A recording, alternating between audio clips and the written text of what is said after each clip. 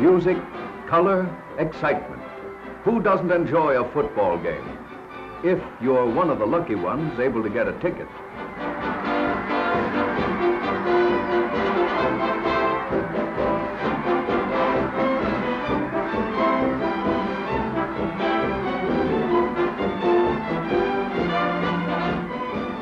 But of course, if you're not, well, it's just too bad.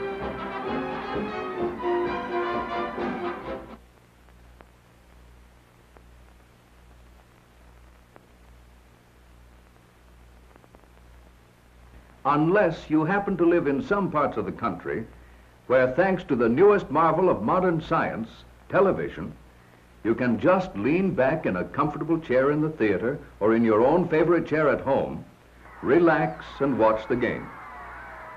Out at the stadium, the television cameramen are seeing to it that you can follow every detail of the game.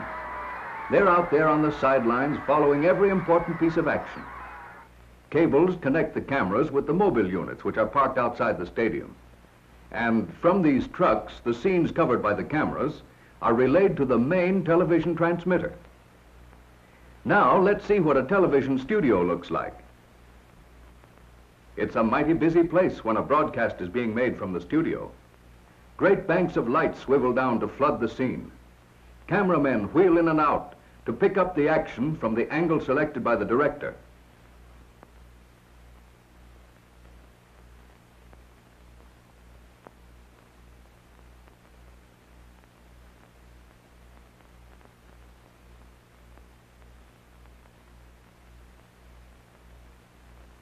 To keep the action continuous while costumes are changed, and while different sets are made ready, and action shown which could not take place on a small stage, portions of some broadcasts are made by projecting prepared motion picture film right into a television camera. Using the same actors and identical sets, the motion pictures are made in advance. The electrician, the cameramen, the studio manager, and the actors are all controlled by the director. His job is to see that the broadcast proceeds smoothly and without breaks, because the picture on the television screen must be continuous. Camera 1, move in close on the girl.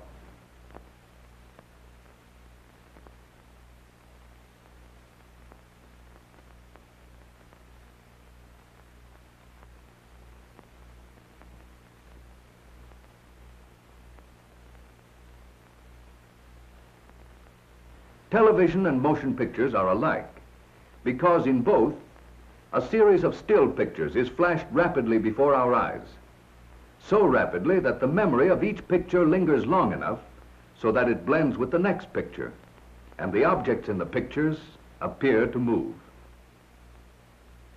And now let's see what makes a picture a picture. Look closely at this one.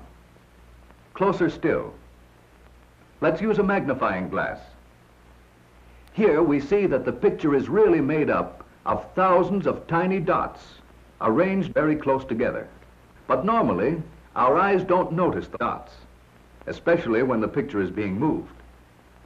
This fact helps to make television and motion pictures possible.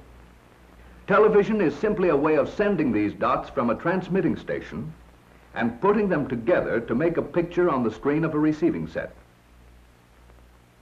Here's the way it works. Inside the television camera is a magic electric eye called the iconoscope, one of the most important parts of which is this sensitive plate called a mosaic. It is a rectangular piece of mica covered with millions of tiny photoelectric cells, arranged something like this. The scenes being televised go through the camera lens and fall on the photoelectric cells. Some of the cells receive lots of light, others very little. Each cell, according to how much light it gets, builds up a corresponding electrical charge.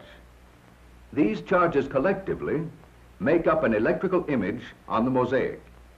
These cells with their electrical charges are scanned by a stream of electrons. The scanning beam skips every other line and returns to scan the remainder of the picture, completing 30 pictures a second. Each picture is composed of 525 individual scanning lines. An electrical impulse is released each time this stream covers a group of the photoelectric cells. Each separate impulse travels from the sensitive plate of the iconoscope in sequence over wires to the transmitting station, where it is then sent out into space to be picked up by aerials connected to television receivers.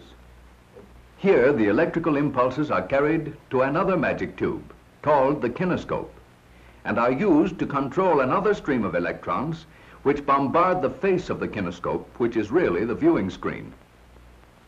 When the beam strikes this fluorescent screen, each electrical impulse is changed back to a spot of light. In other words, each spot of light picked up by the mosaic of tiny photoelectric cells in the television camera creates a corresponding spot of light on the receiving screen.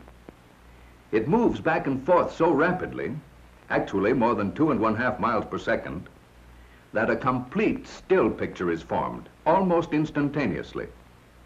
The quick succession of 30 pictures a second produces the apparent motion. That is why the pictures we see on the screen of our television receiver seem to move.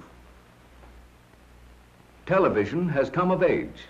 Here, for instance, is a reproduction of one of the first images received on a television screen. Compare that crude picture with these of today, and you can judge for yourself how far along the road to perfection television has traveled. It is bringing entertainment to thousands of people. Through its magic, we are able to enjoy a combination of the radio, motion pictures, and the stage, right in the comfort of our own homes, simply by pushing a button and turning a dial. Of course, television can't perform such miracles as this, yet. But perhaps there's no harm wishing that it could.